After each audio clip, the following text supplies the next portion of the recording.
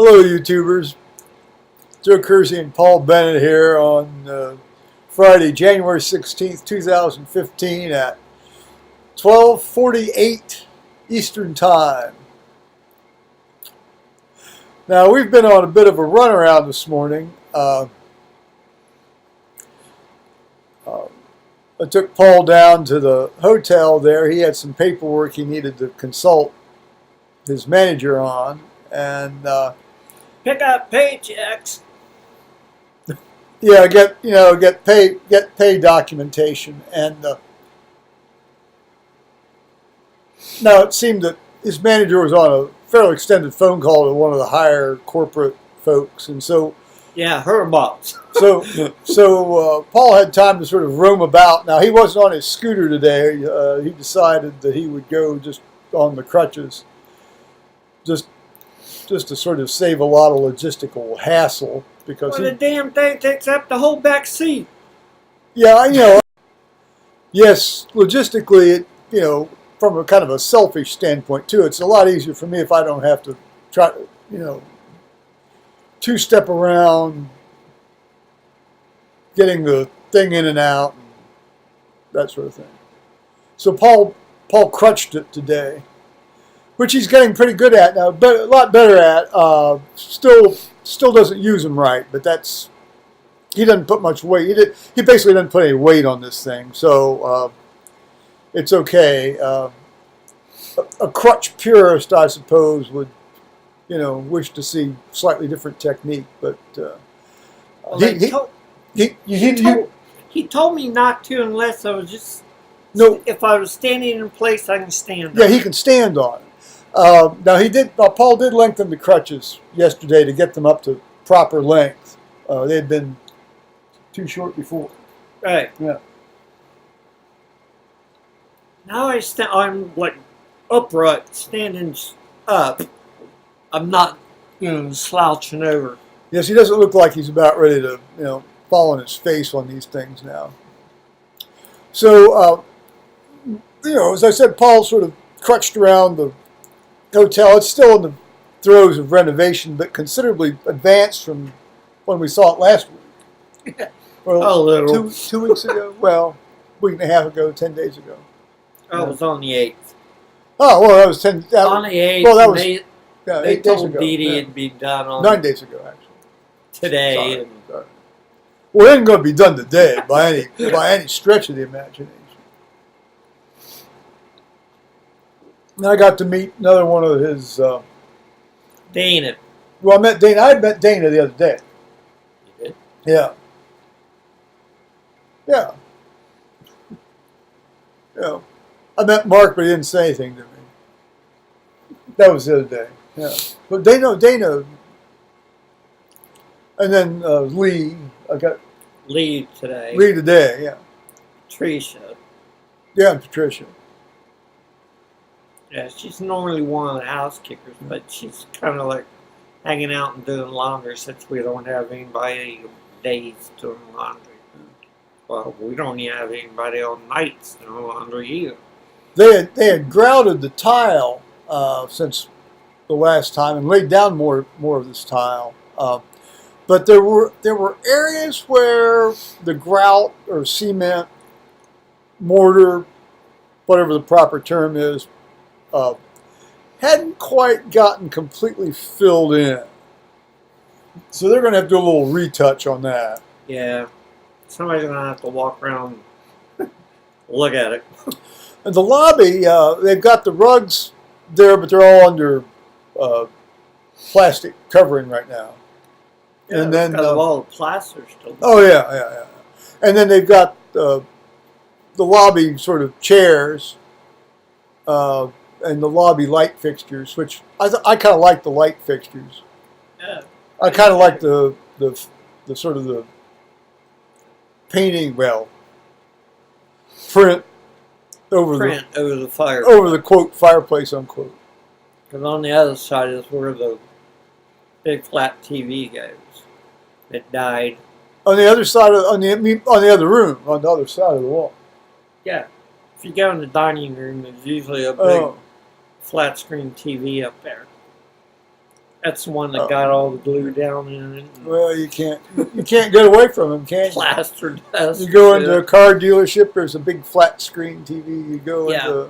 Well, the guys like watching it while they worked in there, and they were wondering why it quit working. But they couldn't figure it out. Why weren't they watching what they were doing rather than watching the TV? Yeah. Why didn't you hang something up over the vent holes? Well, then it would overheat it.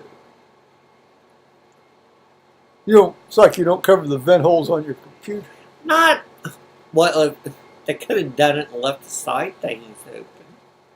They could have just turned the damn thing off too, I suppose. Yeah, and then put like a piece of plastic over it. Something to stop the shit and glue and stuff that they drop. But even with it turned off, unquote off, unless it's completely unplugged, there's still power going to that thing, and if you cover it up, that thing's going to get hot anyway. Well, it's like the electronic typewriter I've got, still sitting on the desk in my office, which I may as well pack away. I've got it plugged in. The side of that thing gets quite hot. Well, it's warm. Why don't you unplug it? Oh, because I'm too friggin' lazy to reach to try to crawl and climb over all the crap on the floor next to my desk to get to the outlet. Oh, it's in the one in the back window, not the one behind the desk chair? No, it's the one that's what's on my desk. No, it's I'm the talking one about the outlet in the wall. Yeah, it's the one that's against the outside wall, off to the east wall. Okay. Yeah. So eventually, Dee Dee finished her phone call, came out, and we had a nice chat, and then Paul and I were off to the post office, where I had to mail some checks, and then also I was mailing an international letter to a fellow in the United Kingdom, and of course you have to go buy an international stamp, the $1.15 first class mail international stamp, and just like the last time I bought a couple of these things, the machine didn't really want to completely eject the first one. So that meant you had to buy another one. Yeah, they don't want to give it to you, period. Well, you can see this tantalizing sliver of it way in the back. And the minute you ought to take tweezers. Well, I should. I need to take that clamp we used to remove ticks with. That'll work. Yeah, but then they'd say it's a roach clip. What are you doing bringing a drug paraphernalia to the post office? Burnt ticks off. You didn't know that. Well, that looks like somebody's been, smoking the last little bit of a roach on it. I'm sure we've got one that's not. No, we don't. Well, let's not get becalmed in that backwater. But in any case, I had to buy a second one, and I was able then to sort of go in and kind of paw the thing out. It came out just enough that I could sort of, like a dog trying to get a toy from under the couch. Reach in, get these now two $1.15 international stamps out. That's okay. I'll use the other one here shortly, anyways. Then Paul wanted me to buy some forever stamps, which I did. And then we were off to Wal-Mart for, 2 24 packs of Diet Coke, 2 18 packs of Heineken, some pita breads, a bottle of hot sauce, and a 25-pound bag of cat litter. Not for a cat, because that just isn't going to happen around here, guys. Ever, amen.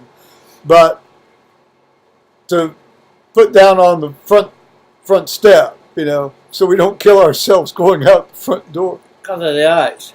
Yeah.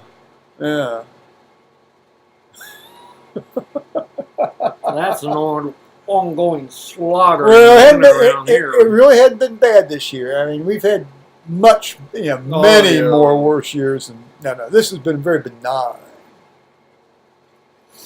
Which reminds me, I need to go check on that heater and battery charger on that generator out in the garage. Oh, yeah. Yeah.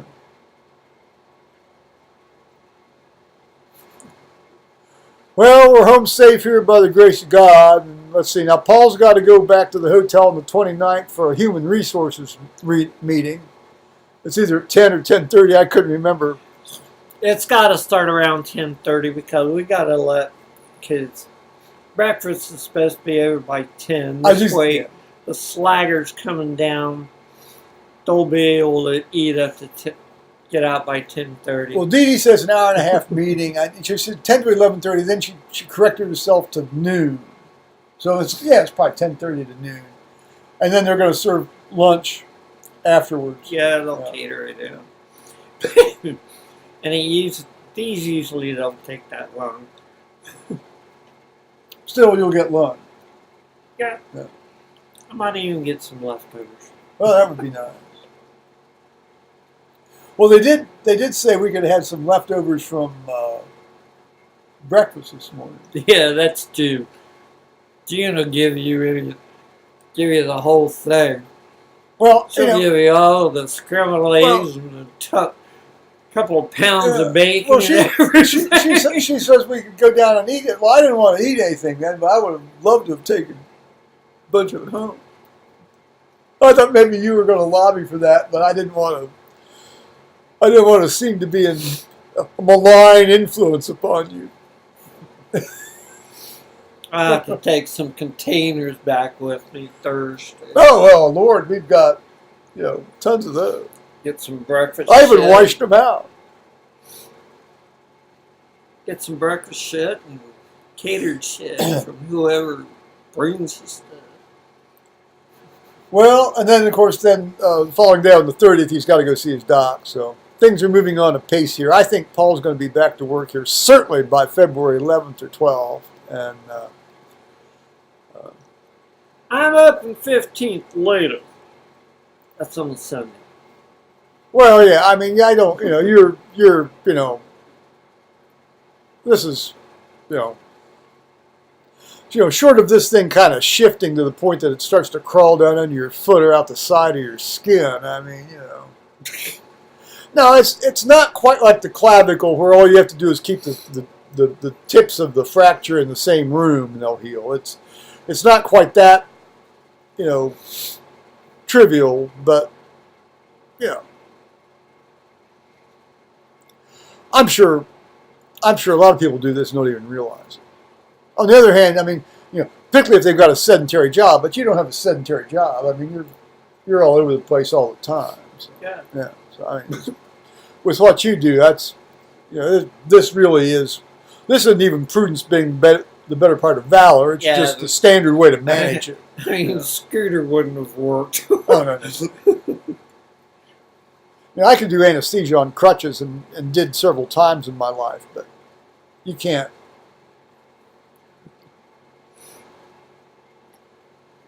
Well, on that note, Dee Dee kept saying March, and I thought, March? Where are you going with March? March? She kept Oh, is that saying what I went? March. She kept. Oh, that's right. No. She kept saying March, and I said March. Oh no.